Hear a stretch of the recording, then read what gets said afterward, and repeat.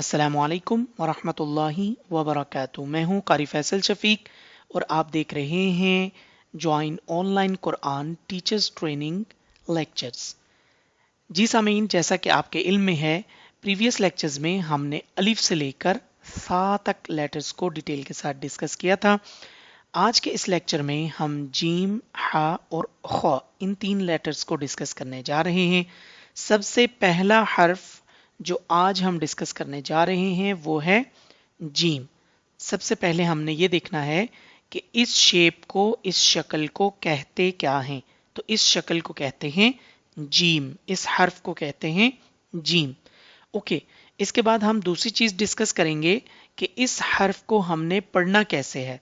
तो वही same method हम यूज करेंगे कि इस हर्फ को भी हमने स्ट्रेचिंग साउंड के साथ रीड करना है। कैसे? Gym gym. अच्छा, इसके अंदर सबसे जो इंपॉर्टेंट चीज आपने ख्याल करनी है वो ये है कि इस हर्फ की अदायगी के दौरान आपकी नेजल साउंड नहीं आनी चाहिए। नेजल साउंड का मतलब ये है कि नाक में आवाज को ले जाके नहीं पढ़ना। इसको बिल्कुल एक स्ट्रेट आवाज के साथ हम पढ़ेंगे। जीम जीम नहीं पढ़ेंगे। ठीक है, डिफरेंस समझ आ गया।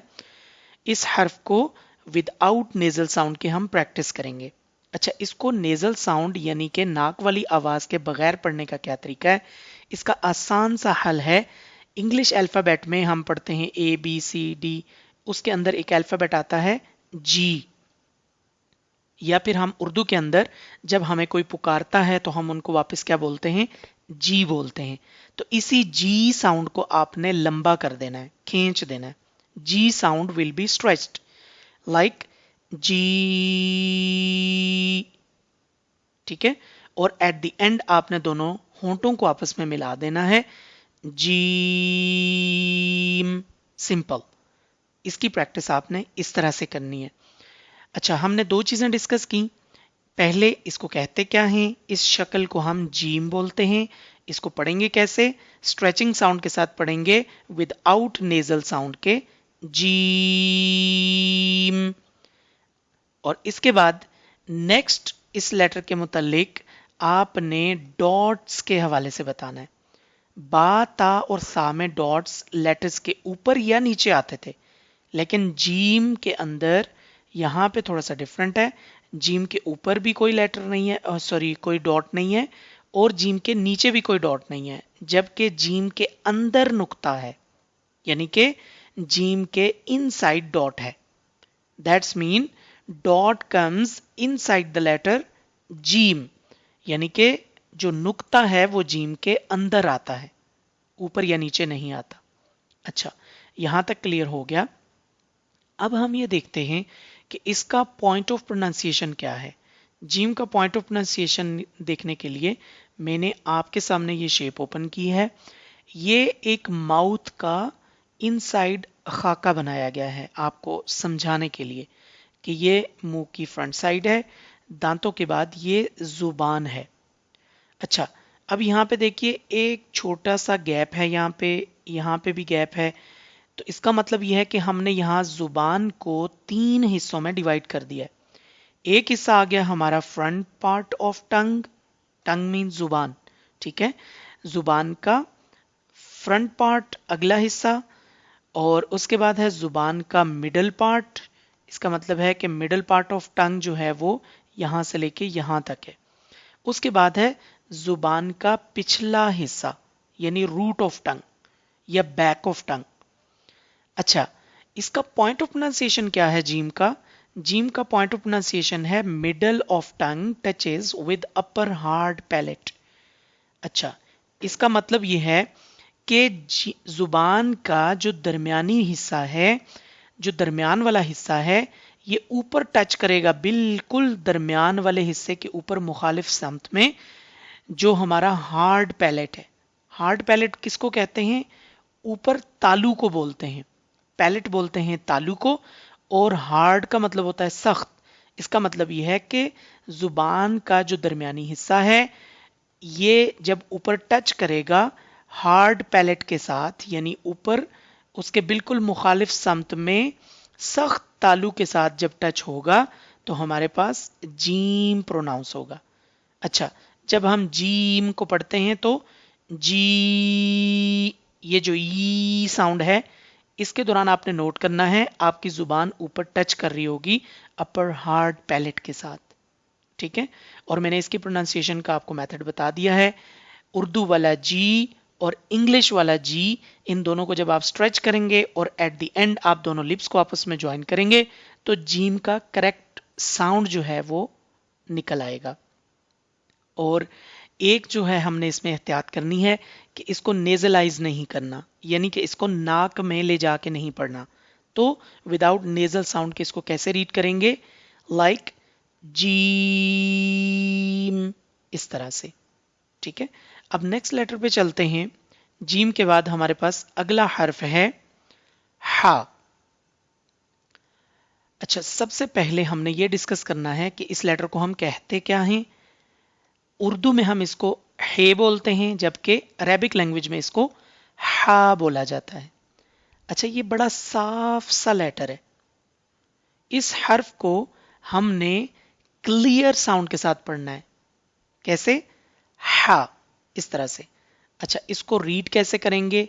वही स्ट्रेचिंग साउंड के साथ लेटर को स्ट्रेच करके आवाज को लंबा करके पढ़ेंगे, लाइक हा।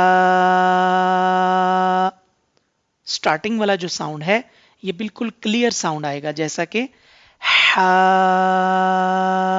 इस तरह से। अच्छा, अब हमने ये डिस्कस करना है कि डिफरेंस बिटवीन जीम एंड हा, क्योंकि जीम की भी शेप सेम है, हा की भी शेप सेम है। तो डिफरेंस क्या है?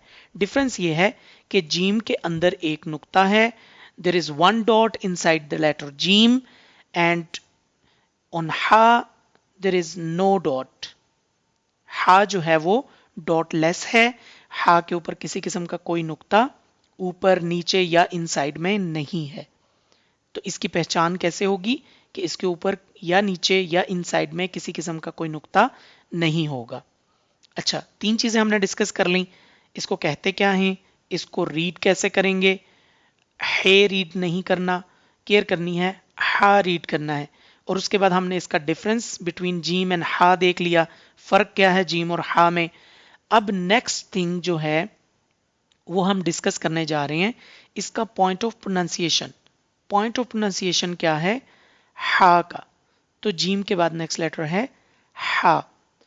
अब यहां पे देखिए, यहां पे हमारे पास ये पिक्चर भी शो हो रही है और साथ में इसका पॉइंट ऑफ प्रोनाउंसिएशन भी शो हो रहा है। तो पॉइंट ऑफ प्रोनाउंसिएशन क्या है? वी कैन प्रोनाउंस हा from middle part of throat, यानी गले का जो दरमियानी हिस्सा है उससे हमने इस लेटर को अदा करना है। इसका मतलब है अगर गले का दरमियानी हिस्सा है तो उसका कोई अपर पार्ट भी होगा, कोई लोअर पार्ट भी होगा। तो हम डिस्कस कर लेते हैं कि गले के कितने पार्ट्स हैं। तो उसके लिए मैं आपके सामने एक और पिक्चर यहां पे ओपन कर रहा हूं। यहां पे ये देखिए, there are 3 parts of throat. गले के 3 हिस्से होते हैं हमारे पास। एक हिस्सा होता है गले का ऊपर वाला हिस्सा, एक होता है दरमियानी हिस्सा, एक होता है नीचे वाला हिस्सा, निचला हिस्सा। तो ऊपर वाले हिस्से को हम इंग्लिश में कहते हैं अपर पार्ट ऑफ थ्रोट, दरमियान वाले को कहते हैं मिडल पार्ट ऑफ थ्रोट, और जो नीचे वाला है इसको कहते हैं bottom part of throat. Okay, तो अभी जो लेटर हम प्रोनाउंस कर रहे हैं ये लेटर हमारा गले के दरमियानी हिस्से से अदा होता है, जो कि है हा। अच्छा, यहां पे आप देखिए, यहां पे 6 लेटर्स लिखे हुए हैं, 6 ऐसे हरूफ हैं जो यहां पे लिखे हुए हैं, और एरो का निशान जा रहा है गले के पार्ट्स की तरफ। इसका मतलब यह है कि ये जो अपर पार्ट ऑफ थ्रोट है इससे ये वाले 2 हरूफ अदा होंगे। We can pronounce these 2 letters from the upper part of throat. So next जो मिडल पार्ट ऑफ थ्रोट है उससे हा और आइन अदा होंगे। अच्छा, जो बॉटम पार्ट है इससे हमजा और हा। बाकी लेटर्स को अभी हमने डिस्कस नहीं किया, अभी हम रीड कर रहे हैं हा को। तो इसका पता ये चला कि जो पॉइंट ऑफ प्रोनाउंसिएशन है वो है मिडल पार्ट ऑफ थ्रोट। अच्छा, इन जो हरूफ को हम हल्की लेटर्स बोलते हैं अरेबिक लैंग्वेज में, जो गले से अदा होते हैं, हलक हम कहते हैं गले को, और जो लेटर्स गले से अदा होते हैं उनको हम बोलेंगे अरेबिक लैंग्वेज में हलकी लेटर्स, और इंग्लिश में हम इनको बोलते हैं थ्रोट लेटर्स। थ्रोट लेटर्स किस लिए बोलते हैं? क्योंकि ये 6 लेटर्स हमारे थ्रोट से प्रोनाउंस होते हैं। तो आपने बच्चों को जब ये सारे लेटर्स आप पढ़ा लें अलिफ से लेकर या तक, तो उसके बाद इन 6 थ्रोट लेटर्स को मेमोराइज करवाना है, याद करवाना है, क्योंकि आगे चल के तजवीद रूल्स के अंदर ये 6 थ्रोट लेटर्स इस्तेमाल होंगे। तो बच्चों को अगर पता नहीं होगा कि हमारे कौन कौन से ऐसे लेटर्स हैं जो थ्रोट से प्रोनाउंस होते हैं, जो हलकी लेटर्स हैं, जो थ्रोट लेटर्स हैं, तो फिर वो वहां पे जाके तजवीद रूल्स में कंफ्यूज हो जाएंगे। ठीक है, तो हा से रिलेटेड इतनी इंफॉर्मेशन काफी है। अब हम आगे चलते हैं नेक्स्ट लेटर पे, विच इज खौ। ओके, इस लेटर को हम बोलते हैं खौ। पढ़ेंगे कैसे? स्ट्रेचिंग साउंड के साथ, खौ। ठीक है, इसके अंदर हा में और खौ में जो बुनियादी फर्क है रीड करते वक्त, वो ये है कि हा को हम क्लियर साउंड से पढ़ते हैं, बिल्कुल साफ आवाज के साथ, जबकि खौ को हम थोड़ा सा खराश वाले साउंड से पढ़ते हैं। ठीक है, थोड़ा सा वाइब्रेटिंग साउंड आता है इसमें, थोड़ा सा खराश वाला साउंड आता है। ठीक है, तो एक फर्क तो ये हो गया। दूसरा फर्क ये है कि हम डिस्कस करेंगे जो 29 लेटर्स हैं प्रॉपर, उनमें से 6 लेटर्स ऐसे हैं जो थ्रोट लेटर्स हैं जिनके बारे में अभी हमने डिस्कस किया, और 7 ऐसे लेटर्स हैं जो बोल्ड लेटर्स हैं, bold sound letters, heavy letters, heavy sound letters. वो कौन कौन से हैं? वो 7 लेटर्स हैं, खौ, सौद, दौद, तो, ज़ौ, गैन, कौफ। ये 7 बोल्ड लेटर्स जो हैं इनको हम कहते हैं मोटे हरूफ। ठीक है, और ये कुरान मजीद में जहां कहीं पे भी आएंगे इनको हम हमेशा मोटा करके पढ़ेंगे। तो जब हम अलिफ से लेकर या तक तमाम हरूफ को मुकम्मल कर लेंगे, हरूफ हल्की को भी मेमोराइज करेंगे, हिफ्स करेंगे, याद करेंगे, और ये जो 7 बोल्ड लेटर्स हैं इनको भी हमने याद रखना है क्योंकि ये आगे चल के तजवीद रूल्स में इस्तेमाल होंगे। तो पहला फर्क जो हमने डिस्कस किया हा और खौ में, वो ये था कि हा को हम क्लियर साउंड से पढ़ते हैं, खौ को थोड़ा वाइब्रेटिंग साउंड से, खराश वाले साउंड से पढ़ते हैं। दूसरा जो बुनियादी फर्क है वो ये है, अभी तक हमने जितने भी हरूफ पढ़े हैं ये सारे लाइट लेटर्स थे, ये सारे बारीक साउंड लेटर्स थे, लेकिन ये जो लेटर है खौ, ये मोटे हरूफ में से सबसे पहला हर्फ है। इसको हम कहते हैं बोल्ड लेटर्स। बोल्ड लेटर्स में से पहला लेटर है ये, first letter from bold letters. तो मोटा करके पढ़ने के लिए हमें क्या करना पड़ेगा? मोटा करके पढ़ने के लिए हमें थोड़ा सा अपने जो लिप्स हैं, जो हमारे होंठ हैं, उनको हल्का सा राउंड शेप में लाना पड़ेगा, सर्कुलर शेप में लाना पड़ेगा, गोलाई करनी पड़ेगी। ठीक है, जब हम थोड़ा सा गोलाई देकर पढ़ेंगे तो कोई भी साउंड है वो मोटा हो जाएगा। तो नॉर्मल अगर हम पढ़ेंगे बगैर गोलाई के तो इसका साउंड आएगा खा, इस तरह से। जब हम लिप्स को थोड़ा सा सर्कुलर शेप में लाएंगे, थोड़ा सा राउंड शेप में लाएंगे, तो साउंड विल बिकम लाइक खो, which is correct sound of this letter खो। ओके, हमने ये डिस्कस कर लिया कि हा और खौ में फ़र्क क्या है और हम इनको रीड कैसे करते हैं।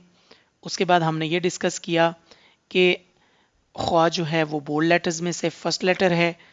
अब हम इसका पॉइंट ऑफ प्रोनाउंसिएशन देखेंगे, लेकिन उससे पहले जो फाइनल चीज़ हमारी रहती है वो है डिफरेंस बिटवीन जीम, हा एंड खौ। क्योंकि तीनों की अशकाल, तीनों की शक्लें एक जैसी हैं, तो फ़र्क क्या हुआ?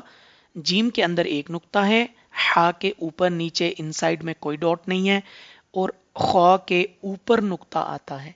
इसका मतलब ये हुआ कि जब भी इस तरह की कोई भी शक्ल आएगी, अगर उसके ऊपर 1 डॉट होगा तो देन हम इसको खौ पढ़ेंगे, अगर कोई डॉट नहीं होगा तो उसको हा पढ़ेंगे, और अगर इस शक्ल के, इस शेप के इनसाइड में अगर कोई डॉट होगा, 1 डॉट होगा, तो इसको हम जीम पढ़ेंगे। ठीक है, तो ये सारी इंफॉर्मेशन आपने प्रैक्टिस करनी है और आगे स्टूडेंट्स को इंशाल्लाह प्रैक्टिस करवानी है। अब लास्ट चीज हम देखते हैं इसका पॉइंट ऑफ प्रोनाउंसिएशन। तो खौ का जो पॉइंट ऑफ प्रोनाउंसिएशन है वो कौन सा है? सबसे पहले हम इस शक्ल में देख लेते हैं जो हमने थ्रोट लेटर्स यानी हल्की लेटर्स में से निकाली थी। इसके 3 पार्ट्स थे हमारे गले के, जिसमें से हा मिडिल पार्ट ऑफ थ्रोट से प्रोनाउंस हो रहा था, खौ जो है ये हमारा अपर पार्ट ऑफ थ्रोट से प्रोनाउंस होगा। ये सारे के सारे थ्रोट लेटर्स हैं which we can pronounce from our throat. तो हा जो है ये मिडिल पार्ट ऑफ थ्रोट से प्रोनाउंस होता था, खौ जो है अब ये अपर पार्ट ऑफ थ्रोट से प्रोनाउंस होगा। तो बाकी लेटर्स को इंशाल्लाह हम नेक्स्ट लेक्चर्स के अंदर डिस्कस करेंगे डिटेल के साथ। आज के लेक्चर में जो चीज़ें हमने डिस्कस की हैं, जो हरूफ हमने डिस्कस किए हैं वो थे जीम, हा, खौ। तो आज हमारे 7 लेटर्स कंप्लीट हो गए हैं। इंशाल्लाह नेक्स्ट लेक्चर्स में हम नेक्स्ट लेटर्स को डिस्कस करेंगे। तब तक के लिए अपना ख्याल रखिए। अस्सलामु अलैकुम व रहमतुल्लाहि व बरकातुहू।